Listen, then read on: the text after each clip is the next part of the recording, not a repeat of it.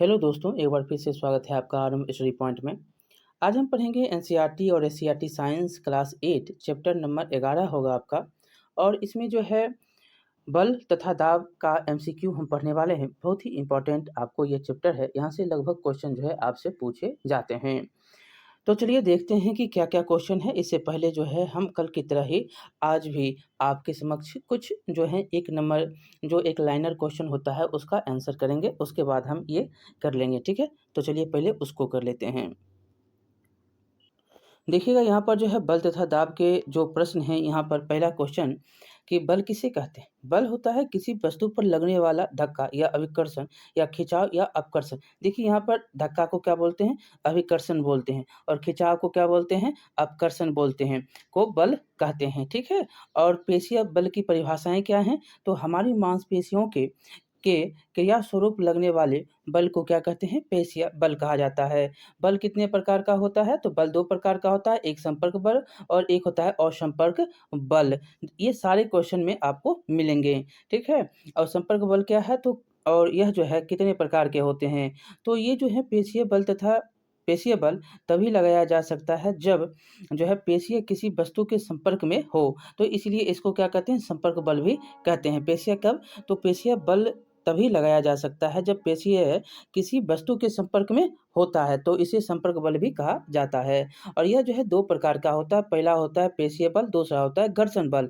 पहला पेशीय बल क्या है? तो पेशीय बल है हमारी मांसपेशियों के क्रियास्वरूप लगने वाले बल को पेशीय बल कहा जाता है। और दूसरा घर्षण बल किसे कहते हैं? तो ऐसा बल जो गति की विपरीत दिशा में कार्य कर रहा है और उसकी गति कम कर रहा है, तो उसको क्या कहते हैं? घर्षण बल। ब्रेक जो मारते हैं क्या है? घर्षण है। ब्रेक चलते हैं, आप जो चल रहे हैं वो भी क्या है? घर्षण से।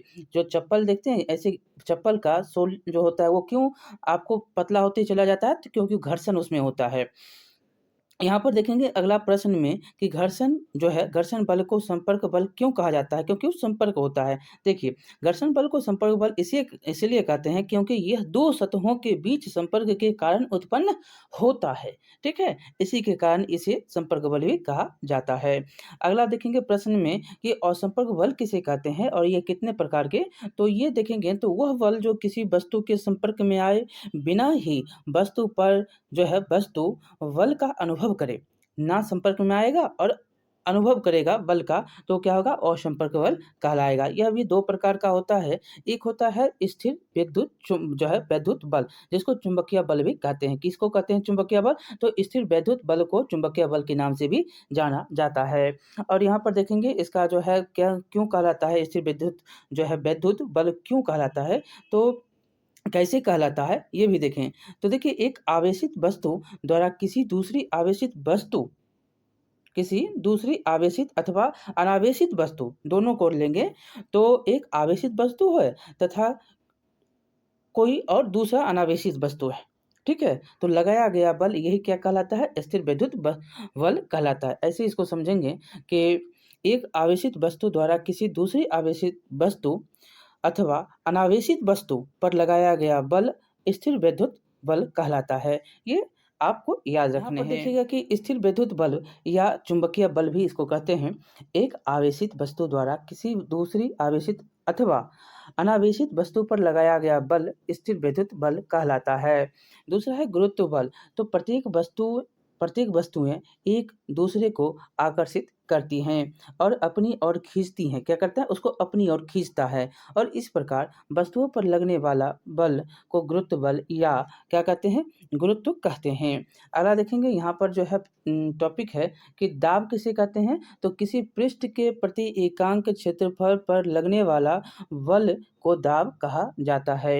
यहाँ पर दूसरा है क्वेश्चन में कि कंधे पर जो है लटकाने वाले थैलों में एक जो है चौड़ी पट्टी क्यों लगाई जाती है? चौड़ी पट्टी क्योंकि कंधे पर लटकने वाले थैले में चौड़ी पट्टी जो है दाब को कम करता है, और पट्टी जितना पतला होगा दाब के जो है नियमानुसार दाब जो होगा वो क्या होगा? बढ़ेगा, क्योंकि प्रति एकांक क्षेत्रफल कम होता चला जाता है। दाब में अगर पतला होगा तो वो क्या होगा? दाब बढ़ेगा।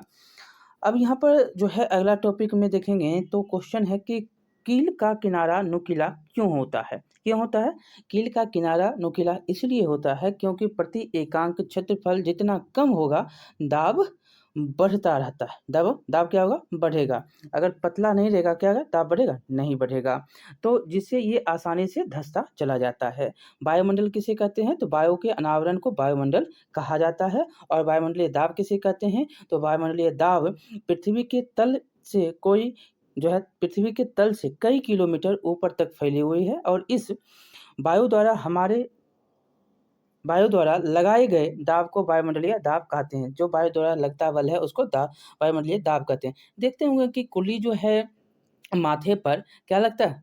यहाँ पर माथे पर एक गमछा रख लेगा या कुछ जो है ऐसा बना लेगा जिससे उसकी जो वज़न होगा वो क्या होगा? उसका दाब कम हो जाएगा। जो गमछा जो रखता है या आप देखते हैं कि जो गोल-गोल बना के रख देता है, बोरा का भी रख देता है, तो इससे उसको क्या होता है? दाब कम लगता है, दाब कम महसूस होता है। दाब कम करने के लिए ही रखा जाता है। अब चलिए क्वेश्चन पर चलते हैं। आपने यहाँ पर देख लिया सारे क्वेश्चन के फॉर्म में आपको ये सारे क्वेश्चन के फॉर्म में ये जो टॉपिक आपने पढ़ा वो मिलेंगे ऑप्शन सहित। चलिए अब जो है क्वेश्चन करिएगा और क्वेश्चन जो है आपको यहाँ पर टोटल 50 प्लस क्वेश्चन लगभग मिलेंगे आपको। चलिए देखते हैं एक-एक क्वेश्चन को। तुरंत हम क्वेश्चन को समाप्त करेंगे। देखिएगा पहला क्वेश्चन, 2 सतहों के बीच संपर्क के कारण कौन-सा बल उत्पन्न होता है? जब दोनों सतह अगर संपर्क हो जाएगा तो क्या होगा? क्या होगा? तो घर्षण होगा। चलिए अगला क्वेश्चन देखेंगे कि स्थिर वैद्युत बल किसका एक उदाहरण है? स्थिर वैद्युत बल किसका उदाहरण है? तो असंपर्क बल का उदाहरण होता है। अगला क्वेश्चन देखेंगे, कील की नोकीले सिरे को लकड़ी के तख्ते में ठोकने के लिए क्या उत्पन्न होता है? तो क्या होता है? तो यहाँ पर उत्तर आपने ऊपर पढ़ा है, पर्याप्त दाब आप देंगे तो ये होंगे। अगला क्वेश्चन देखेंगे, पेशीय बल को क्या कहते हैं? पेशीय बल को क्या कहा जाता है? तो संपर्क बल कहा जाता है। बी नंबर उत्तर हो जाएगा। अगला क्वेश्चन देखेंगे, हमारे मांसपेशियों में लगने वाले बल को क्या कहा जाता है? तो इसको भी आप कहते हैं पेशीय बल। ए नंबर उत्तर हो जाएगा। अगला देखेंगे कि किस समय प्रबल बल जो है पवन घर की छतों को भी उड़ा ले जाता है। अब देखिए तूफ़ान आया, जो है चक्रवात आया, तो इससे क्या होता है? तो आपके घर उड़ जाते हैं। यहाँ पर आपको अभी तत्काल में बिपरजॉय के बारे में आपको पता होगा, सी नंबर उत्तर हो जाएगा। क्वेश्चन में बिपरजॉय पूछ सकता है, कहाँ टकराया? तो गुजरात के तट पे। अगला देखेंगे, किसी वस्तु के संपर्क में होने पर कौन-सा बल लगता है? अगर किसी वस्तु के संपर्क में आप हैं, तो वहाँ पर पेशीय बल लगेगा। ए नंबर उत्तर होगा। अगला क्वेश्चन, घर्षण बल किन वस्तुओं पर लगता है? जहाँ पर आप क्या होंगे? गतिशील होंगे। जहाँ पर आप गतिशील होंगे, जो है बाइक चलाते हैं तो डिस्क ब्रेक मारते हैं तो क्या होता है? घर्षण से वो रुकता है। नंबर देखेंगे कि वस्तुएँ पृथ्वी की ओर आकर्षित होती है, उसे कौन-सा बल जो है कहते हैं? अगर आकर्षित हो रही हैं कोई वस्तुएँ, तो वो क्या होगा? गुरुत्व बल होगा। ए नंबर उत्तर हो जाएगा। अगला क्वेश्चन देखेंगे कि किसी वस्तु पर लगाए गए बल द्वारा क्या बदला जा सकता है? तो किसी वस्तु पर आप बल लगा रहे हैं तो उसके चाल को बदल देंगे, ठीक है? अगला क्वेश्चन देखेंगे, यहाँ पर जो है ज्वलनशील पदार्थ नहीं है। देखिए ये मेलामाइन जो है ज्वलनशील पदार्थ नहीं है। एलपीजी ज्वलनशील, सीएनजी ज्वलनशील, प्राकृतिक गैस ज्वलनशील, सभी ज्वलनशील हैं। अब 12 नंबर देखेंगे कि बल का उपयोग किस में होता है? आप उठाते हैं, बल का प्रयोग, आप खेलते हैं, बल का प्रयोग, आप धक्का देते हैं, बल का प्रयोग, सभी में बल का प्रयोग ही करते हैं। तो उत्तर आपका डी होगा। अगला क्वेश्चन देखेंगे कि बल का प्रयोग किस में परिवर्तन लाने में किया जाता है? तो वस्तु की गति में जो है परिवर्तन आप लाते हैं। क्या करते हैं? वस्तु की गति में आप परिवर्तन ला देते हैं। 13 का ए नंबर उत्तर हो जाएगा। अगला देखेंगे कि 14 नंबर की ज्वाला का कौन-सा भाग सबसे कम गर्म होता है? आप जब ज्वाला जलाते हैं तो क्या होता है? आंतरिक भाग जो होता है वो कम होता है। सबसे ऊपरी भाग जो भाप होता है सबसे गर्म होता है ज़्यादा, वही। सी नंबर उत्तर हो जाएगा, बाह्य भाग जो होता है। अगला देखेंगे, यहाँ पर कील की नोकीले सिरे का क्षेत्रफल इसके शीर्ष की अपेक्षा कैसा होगा? तो इसके शीर्ष की अपेक्षा कम होना चाहिए, तभी तो वो नीचे जाएगा, जो नुकीला सिरा है। अगर ये जो आप बनाते हैं तो ऊपर का भाग और ऐसे कर देते हैं तो ये नीचे का भाग, तो ये क्या होगा? नीचे जाएगा। यहाँ पर दाब देंगे तो ये नीचे जाएगा।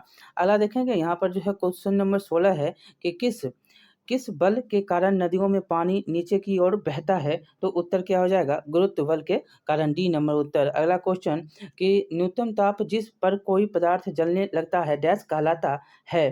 तो वो क्या कहलाएगा? वो ज्वलन ताप कहलाएगा, सी नंबर उत्तर हो जाएगा। अगला क्वेश्चन देखेंगे कि दहन के लिए डैश आवश्यक है? आप दहन के लिए ऑक्सीजन अगर नहीं है तो दहेगा, मतलब आग नहीं पकड़ेगा। ऑक्सीजन की उपस्थिति में आग तुरंत पकड़ता है। अगला देखेंगे यहाँ पर जो है निरापद माचिस में प्रयुक्त क्या होता है? तो निरापद माचिस में आपको एटीमनी टाइसल्फाइड और फास्फोरस, ये दोनों, या पोटेशियम क्लोरेट होता है। तो यहाँ पर जो होता है एंटीमनी ट्राइसल्फाइड और पोटेशियम क्लोरेट यहाँ पर इसमें उपस्थित होते हैं निरापद माचिस में। अगला क्वेश्चन देखेंगे कि मोमबत्ती की ज्वाला का कौन सा भाग सबसे गर्म? तो सबसे गर्म जो है ऊपरी भाग होता है, सबसे बाह्य भाग जो होता है वो क्या होता है? गर्म होता है। अगला क्वेश्चन देखेंगे अपकर्षण का क्या अर्थ है? तो अपकर्षण का अर्थ है धक्का देना, धक्का देना। अगला क्वेश्चन देखेंगे भार का मात्रक क्या होता है? भार का मात्रक होता है किलो, ग्राम या दोनों। ये होता है आपको भार का मात्रक न्यूटन होता है। क्या होता है भार का? एक मिनट, भार का मात्रक क्या होगा? न्यूटन होगा।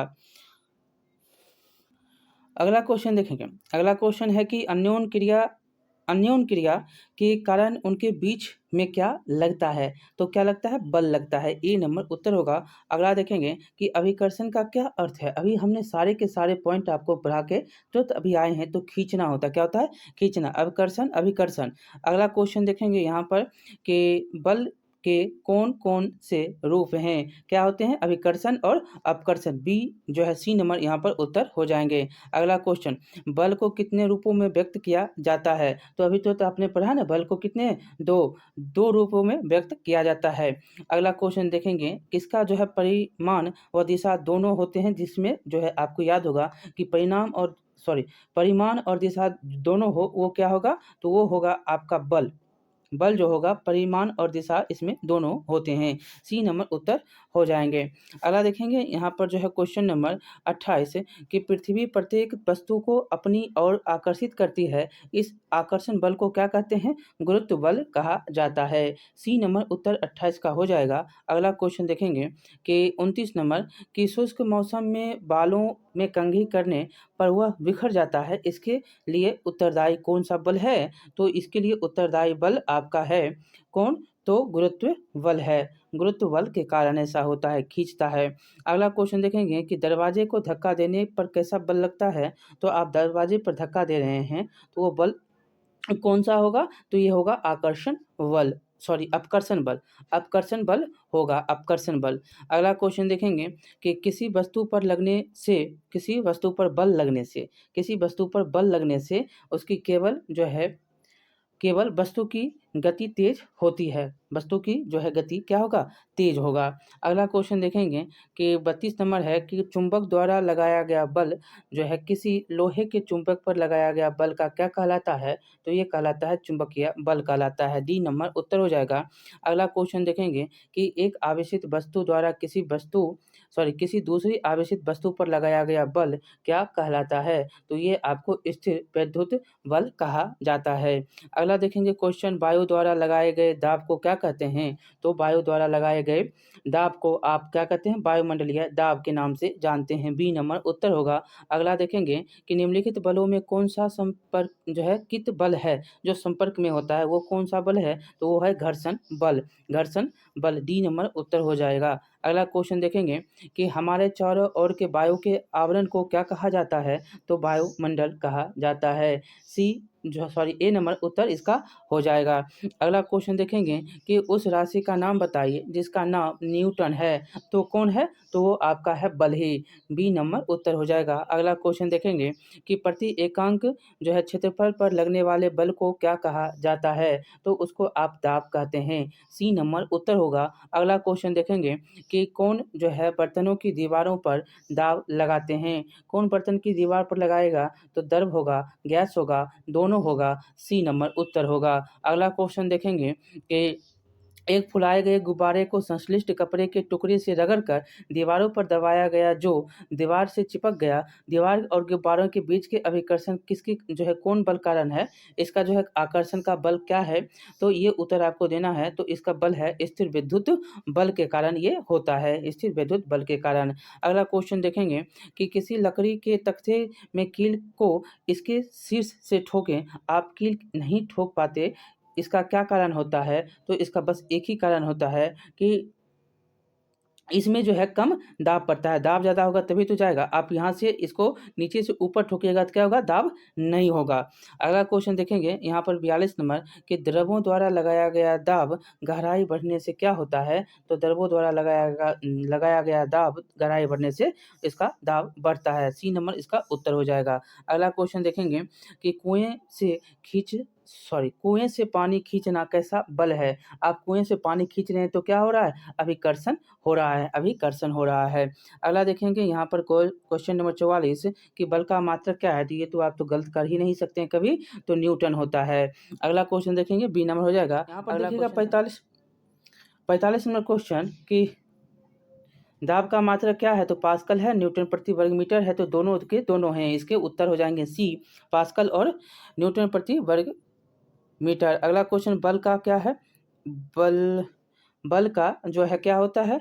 तो परिणाम और दिशा दोनों होती हैं, परिणाम और दिशा बल के दोनों होते हैं। अगला क्वेश्चन है बल के कौन-कौन से जो है यहाँ से रूप हैं, बल के कौन-कौन रूप हैं? तो अभिकर्षण और अपकर्षण इसके रूप होते हैं। अगला क्वेश्चन है कि जब किसी ड्रॉपर या चंचू जिसको कि नोजल कहते हैं को पानी में रखकर इसके बल्ब को दबाते हैं तो ड्रॉपर की वायु बुलबुलों के रूप में बाहर निकलती हुई दिखाई देती है। बल्ब का जो है बल्ब पर से दाब हटा लेने पर ड्रॉपर में पानी भर जाता है।